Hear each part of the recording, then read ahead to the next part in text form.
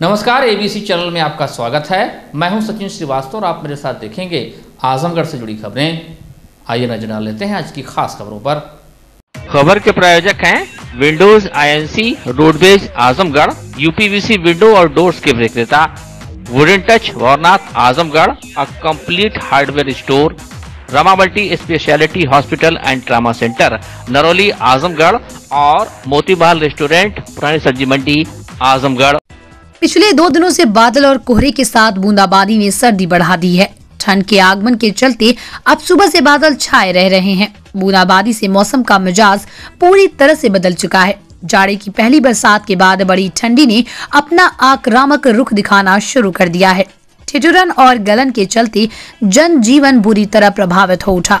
सूरज की रोशनी के लिए तरस रहे लोगों के लिए अलाव के आसपास रहने के अलावा कोई दूसरा रास्ता नहीं बचा। बरसात एवं अत्यधिक ठंड को दृष्टिगत रखते हुए जिलाधिकारी आजमगढ़ राजेश कुमार ने जनपद में संचालित कक्षा 1 से 8 तक के समस्त परिषदीय प्राथमिक एवं उच्च प्राथमिक विद्यालय, सीबीएसई एवं आईसीएसई बोर्ड तथा मान्यता प्राप्त प्राथमिक, उच्च प्राथमिक तथा अन्य बोर्डों से संचालित विद्यालयों में 30 दिसंबर को शैक्षणिक कार्य बंद करने का आदेश दिया है। जिलाधिकारी द्वारा जिला बेसिक शिक्षा अधिकारी को निर्देशित किया कि आदेश का कड़ाई से पालन सुनिश्चित किया जाए। वहीं दूसरी तरफ नगर के विभिन्न क्षेत्र में अलाव न जलने से लोगों में भारी आक्रोश दिखाई दे रहा है। लोगों के जिला व पालिका प्रशासन से अनुरोध किया है कि वो समस्त चट्टी चौराहे पर अलाव की व्यवस्था सुनिश्चित करें। नहीं, लकड़ी उकड़ी नहीं गिरती है। ठंड की क्या स्थिति है इस समय? ठंड का बहुत बुरा हाल है इस समय। जी, क्या चाहते हैं आप लोग? लकड़ी वकड़ी यहाँ गिरा दें तो नगर पालिका क्या कर रही है? अब नगर पालिका यहाँ आती नहीं तो क्या कहेगी यहाँ पे? ठंड में लकड़ी नहीं गिरी? नहीं, ठंड में लकड़ी नहीं गिरी। क्या चाहते हैं आप लोग? यहाँ अलाव जल जाए? यहाँ लकड़ी वकड़ी चौराहे गिरा दें। आदमी जो आते जाते रहते हैं वो तापें, कम से कम गर्मी उनको आ जाए। नहीं, 1% नहीं है। ठंड की क्या स्थिति है इसमें? जी, ठंड की क्या बहुत काफ़ी है। क्या काफी है? 99% ठंड पड़ रही है। अच्छा, यहाँ तिराहे पे अलाव की व्यवस्था? जी, तिराहे पे अलाव गिरा, लकड़ी को नहीं, कुछ नहीं गिरी। क्या नहीं गिरा है? लकड़ी वकड़ी क्या तो कोई व्यवस्था नहीं है सर। हैं, आपकी कोई लकड़ी वकड़ी गिर नहीं रही है, समझ रहे हैं? ठंड मतलब 99% हो गई है। देख रहे हैं हम लोग साल वाल लपेट के बैठे हुए हैं रोड पे। क्या चाहते हैं आप लोग? लकड़ी गिरनी चाहिए, पूरी व्यवस्था होनी चाहिए। रिक्शे विक्से वाले जो बेचारे होते हैं आग तापते हैं कि नहीं तापते हैं चौराहा चट्टी पे? कोई व्यवस्था नहीं की गई? कोई व्यवस्था नहीं है। ये सारी नगर पालिका गलती है। नहीं, लकड़ी नहीं जल रही है। ठंड की क्या स्थिति है? ठंड तो पड़ ही रही 2-3 दिन से, और ज़्यादा धीरे धीरे। अच्छा, नगर पालिका द्वारा यहाँ क्या लकड़ी नहीं गिर रही। नगर पालिका द्वारा इस साल लकड़ी नहीं गिर रही है। कोई व्यवस्था नहीं गिरी। क्या चाहते हैं आप लोग? अच्छा ही काम हो, साफ सफाई रहे, लकड़ी को गिरता रहे अपना। सब भाई जनता तापता है, लकड़ी को गिरता है, थोड़ा आगो सब तापता अपना। आजमगढ़ में पिछले 24 घंटे से मौसम की करवट लेने से खेती बाड़ी से लेकर जनजीवन पर असर पड़ा है। एक दिन पूर्व शाम से रुक रुक कर देर रात की बारिश ने ठिठुरन बढ़ा दी है। वहीं ये बारिश गेहूं की फसल के लिए लाभदायक मानी जा रही है। वहीं रैन बसेरे से लेकर अलाव की व्यवस्था की जा रही है। एक दिन पूर्व से ही मौसम बदलना शुरू हो गया था। शाम होते होते बारिश शुरू हो गई, जो रुक रुक कर रात तक जारी रही। आज दिन में बारिश तो नहीं हुई, लेकिन पूरे दिन बादल आसमान को घेरे रहे, जिससे दृश्यता काम रही। घर से बाहर निकलने वाले लोगों को ठंड का सामना करना पड़ा। लोग गर्म वस्त्र से पूरे शरीर को ढके हुए थे। वहीं उन्हीं वस्तुओं की बिक्री भी बढ़ती गई।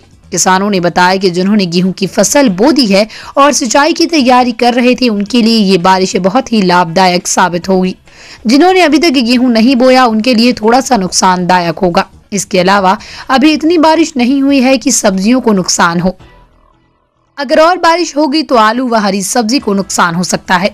फिलहाल ज्यादातर खेतों में गेहूं की फसल बोई गई है, जहां पर किसान और बारिश का इंतजार कर रहे हैं।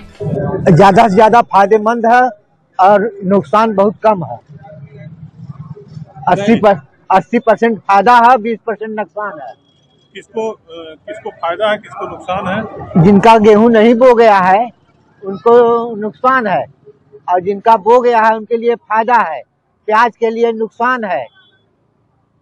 सब्जी के लिए सब्जी के लिए अभी सब्जी वैसे कौन सब्जी ना, गोभी के लिए जो थोड़ा सा नुकसान है, जो तैयार फूल है वह जल्दी तैयार हो जाएगा। मटर के लिए और सबके लिए? मटर के लिए थोड़ा हानिकारक होगा, लेकिन धूप हो जाएगी सही हो जाएगा। ठंड भी थोड़ी बढ़ी है। लौकी है, ठंड बढ़ी है, लेकिन कोई ज्यादा नहीं बढ़ी है, जितना होना चाहिए ठंड उतना नहीं है। और अभी और बारिश की जरूरत है? बारिश थोड़ा मोड़ा अगर हो जाए तो अच्छा है, गेहूं के लिए फायदा है। आलू के लिए क्या? आलू के लिए थोड़ा सा नुकसान होगा। जो आलू तो तैयार हो गई है, तैयार हो गई है, तो जिसमें पानी भरा होगा तो वो आलू सड़ने लगेगा, ज्यादा पानी भर जाएगा। अभी तो हम लोगों का लाभ ही है, ज्यादा नुकसान तो कोई नहीं है। अभी अगर कहीं ओला पड़ता तो नुकसान होता है। अच्छा, गेहूं के लिए? सबके लिए फायदा है। और सब्जी के लिए? सबके लिए फायदा भी है। नुकसान हो जब ओला पड़ता है तब नुकसान है। तो अभी तक सिंचाई की क्या व्यवस्था थी? सिंचाई तो ठीक है, अभी जो है जो इतना पानी हो गया थोड़ा अच्छा है, इसके लिए सिंचाई काम कर रही है। ठंड थोड़ी पड़ गई? ठंडक तो पड़ना ही पड़ना है, ठंडा का मौसम है। इसके अलावा आजमगढ़ नगर पालिका ने रैन बसेरे का भी इंतजाम किया है, जहां पर आधार कार्ड से निःशुल्क प्रवेश मिल सकता है। बेड, रजाई, गद्दा, तकिया, चादर व पानी के साथ ही शौचालय की व्यवस्था है। अब लोग मान रहे हैं कि ठंड का असर तेज होगा, जब धूप नहीं निकलेगी तो हवा ठंड को बढ़ाएगी। रैन बसेरा बारे में यही है कि नगर पालिका यहाँ शिफ्ट वाइज 3 कर्मचारी नियुक्त किए गए हैं। यहाँ 24 घंटा सेवा उपलब्ध है और यहाँ निःशुल्क सेवा है। आधार कार्ड और मोबाइल नंबर चाहिए जो हम लोग एंट्री कर सकें। तो एक साथ कितने लोगों को एंट्री हो जाती है? कैसे? एक साथ में 14 लोग को एंट्री हो जाती है। और क्या क्या सुविधाएं हैं? और सुविधाएं यहाँ पानी वानी की व्यवस्था है और वही सूतने बैठने की व्यवस्था है और यही है जिससे फ्रेश होने की व्यवस्था नगर पालिका के बगल में है। वहीं दूसरी तरफ एसडीएम सदर ने अलाव रैन बसेरों के बाबत विस्तृत जानकारी दी। उन्होंने बताया कि शहरी क्षेत्रों के अलावा नगर पंचायतों में भी अलाव रैन बसेरों के मुफीद इंतजाम सुनिश्चित किए गए हैं। इसका क्या क्या असर हुआ है आपके क्षेत्र में? बारिश का अभी कृषि के क्षेत्र में तो ठीक इफेक्ट है, थोड़ी ठंड बढ़ गई है। हम लोगों ने 16 जगह अलाव की व्यवस्था ग्रामीण क्षेत्रों में कर दिया है। 8 स्थानों पे नगर पालिका परिषद आजमगढ़, मुबारकपुर और नगर पंचायत जहानागंज अपने अपने क्षेत्रों में कर रहे हैं। लगभग 2200 कंबल हमें शासन से प्राप्त हुए हैं। ग्रामीण क्षेत्रों में गरीब व्यक्तियों को उनको वितरित किया जा रहा है। 3-4 जगह हमारे रैन बसेरे बने हुए हैं। जिला चिकित्सालय में 100 बेड का है।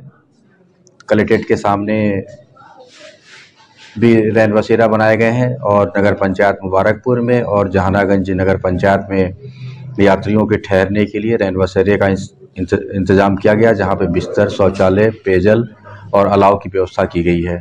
ठंड से बचने के लिए सभी मुकम्मल व्यवस्थाएं हम शासन द्वारा कर ली गई है। मई 2021 में जिले के पवई एवं दीदारगंज क्षेत्र में जहरीली शराब के सेवन से हुई दर्जनों मौत के बाद आगे जागे जिला प्रशासन ने शराब माफियाओं के खिलाफ अभियान चलाया। शराब के काले कारोबार में लिप्त लोगों के खिलाफ पुलिस ने बड़ी कार्रवाई की। जहरीली शराब से होने वाली मौतों के संबंध में की गई जांच के बाद तथ्यों के आधार पर प्रकाश में आए शराब माफिया मोतीलाल गुप्ता निवासी मित्तुपुर थाना क्षेत्र पवई व उसके सहयोगियों के खिलाफ पुलिस ने गैंगस्टर एक्ट के तहत कार्रवाई की। साथ ही इस गैंग को पुलिस रिकॉर्ड में D74 गैंग के नाम से पंजीकृत किया गया। इस मामले की विवेचना कर रहे फूलपुर कोतवाली प्रभारी द्वारा की गई जांच में ये बात उजागर हुई कि शराब माफिया मोतीलाल गुप्ता ने अवैध तरीके से अर्जित की गई संपत्ति से मित्तुपुर बाजार में मकान का निर्माण कराया और जांच आख्या रिपोर्ट जिलाधिकारी को प्रेषित की गई।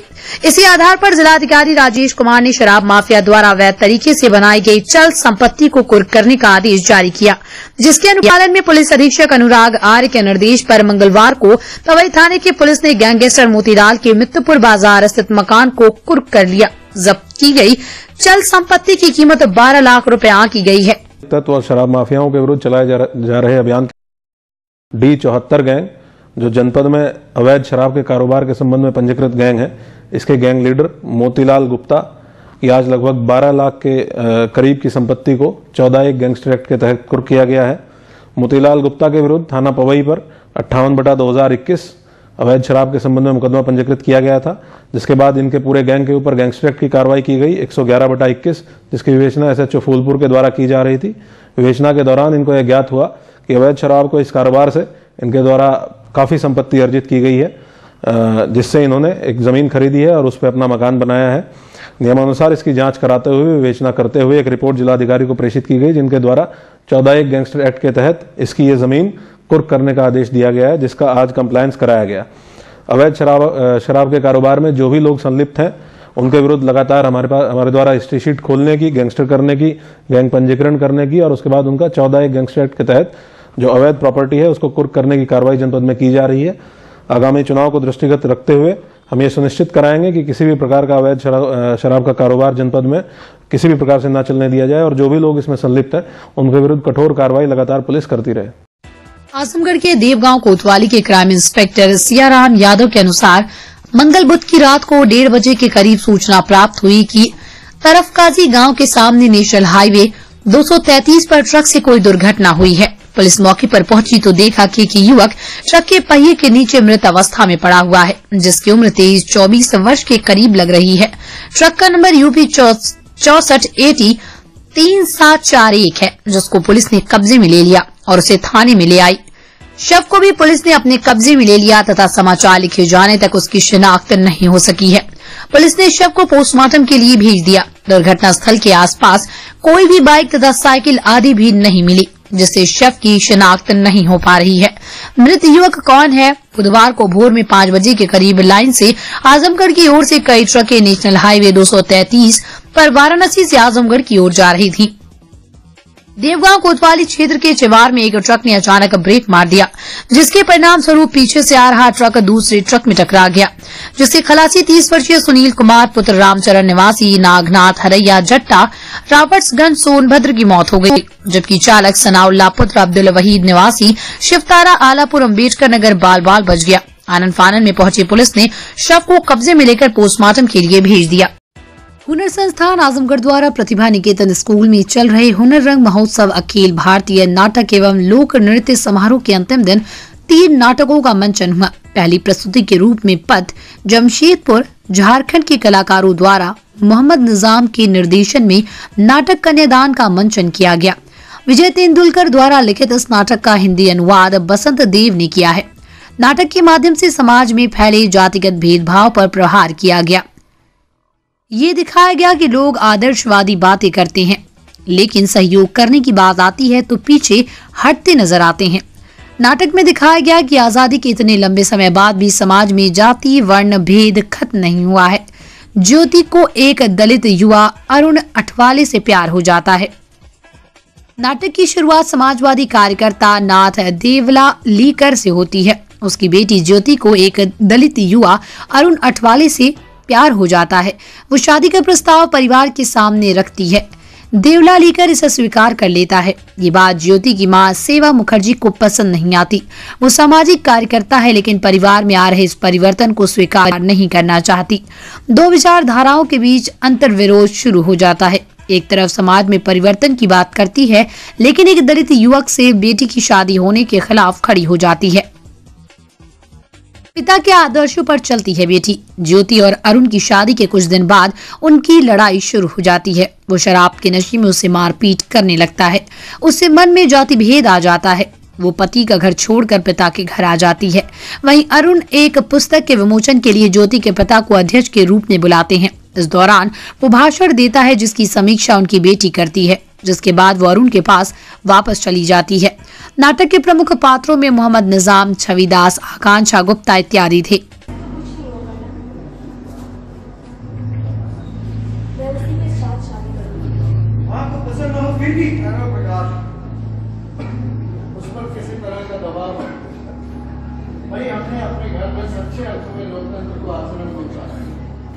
किसी भी मुद्दे पे मतभेद हो सकता है, बहस कीजिए, लेकिन फैसला बिल्कुल अपना। ये मुझसे नहीं होगा। आप संभालिए अपना लोकतंत्र। अरे ज्योति का फैसला मूर्खतापूर्ण है और मैं अगर मैं ईश्वर में यकीन रखता हूँ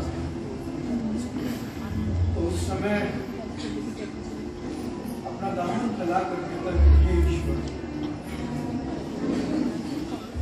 मेरी बच्ची के आंचल में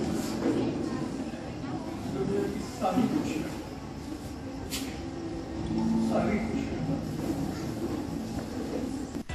दूसरी प्रस्तुति जागरूक शिक्षण प्रशिक्षण सेवा संस्थान बलिया द्वारा अभय सिंह कुशवाहा के निर्देशन में नाटक चरणदास चोर का मंचन किया गया।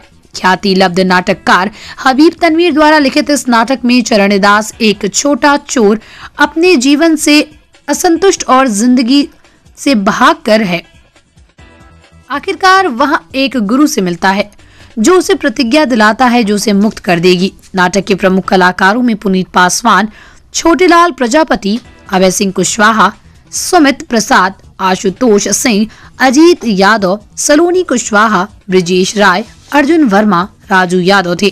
तीसरी प्रस्तुति डेट टाटानगर द्वारा अनुज कुमार के निर्देशन में अथ मनुष्य जगन है का मंचन किया गया। नाटक के कलाकारों ने अपनी प्रस्तुति से दर्शकों को बांधे रखा। इन प्रस्तुतियों से पूर्व तीसरे दिन की सांस्कृतिक संध्या का उद्घाटन सगड़ी की विधायक वंदना सिंह, प्रसिद्ध गीतकार मनोज यादव, प्रमोद यादव, रमाकांत वर्मा ने संयुक्त रूप से दीप जलाकर किया।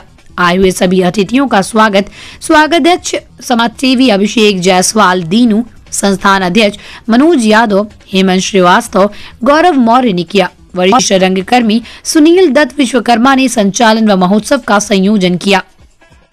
महोत्सव को सफल बनाने में गौरव मौर्य, कमलेश सोनकर, करण सोनकर, अमरजीत विश्वकर्मा, सावन प्रजापति, प्रियांशु सोनकर, इंद्रजीत निषाद सहित सभी संस्थान ने कलाकार आगे रहे।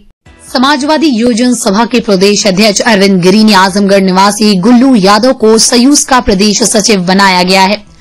प्रदेश सचिव बनने पर गुल्लू यादव को बधाई देने वालों का तांता लगा हुआ है। बता दें कि गुल्लू यादव आजमगढ़ जनपद के ग्राम महमूदपुर के मूल निवासी हैं। समाजवादी योजना सभा के प्रदेश अध्यक्ष अरविंद गिरी ने सपा के राष्ट्रीय अध्यक्ष अखिलेश यादव की अनुमति व सपा के प्रदेश अध्यक्ष नरेश उत्तम पटेल के निर्देश पर गुल्लू यादव को अपने संगठन का प्रदेश सचिव नामित किया है। सयूस के प्रदेश सचिव बनने पर गुल्लू यादव ने कहा कि वो समाजवादी पार्टी के मजबूती के लिए अभियान चलाकर कार्य करेंगे। विधानसभा चुनाव 2022 में प्रदेश में पुनः अखिलेश यादव की पूर्ण बहुमत की सरकार बनाएंगे। इसके लिए सभी वर्ग व जाति के लोगों से संपर्क कर सपा के पक्ष में पूरे प्रदेश में माहौल खड़ा करेंगे।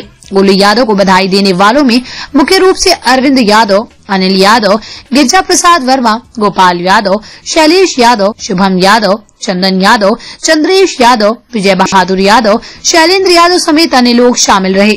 दुनिया का नामचीन मोती महल रेस्टोरेंट अब आपके शहर आजमगढ़ में USA, लंदन, बहरीन, UAE सहित देश विदेश में 100 outlet veg, non veg, Indian, Chinese और थाईलैंड के लजीज व्यंजन के साथ ही मोती महल की मशहूर तंदूरी चिकन उपलब्ध।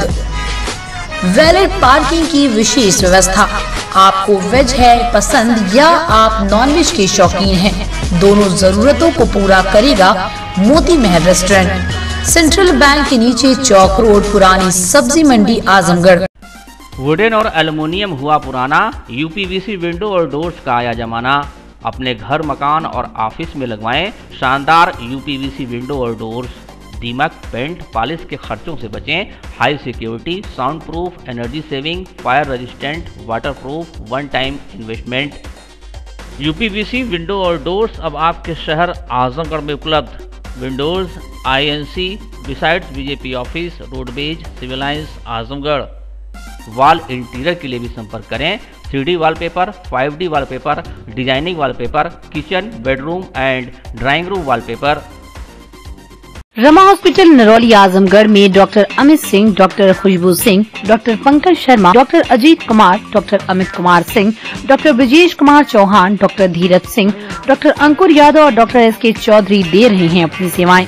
सभी प्रकार की ऑपरेशन की सुविधा, ICU, ICCU, 24 घंटे इमरजेंसी, वेंटिलेटर युक्त ambulance, blood bank, digital x ray, cath lab एवं डायलिसिस की सुविधा उपलब्ध। Rama multi speciality hospital and trauma centre, Narauli, Azamgarh. Wooden touch, Bhawarnath, Azamgarh. A complete hardware store. हमारे यहाँ branded plywood, flush door, designer door, PVC door, 4 mica, fancy hardware, kitchen की chimney एवं modular kitchen की exclusive range उपलब्ध। अपने आशियाने में लगाइए 4 चांद, पहुंचिए वुडन टच, भंवरनाथ, आजमगढ़।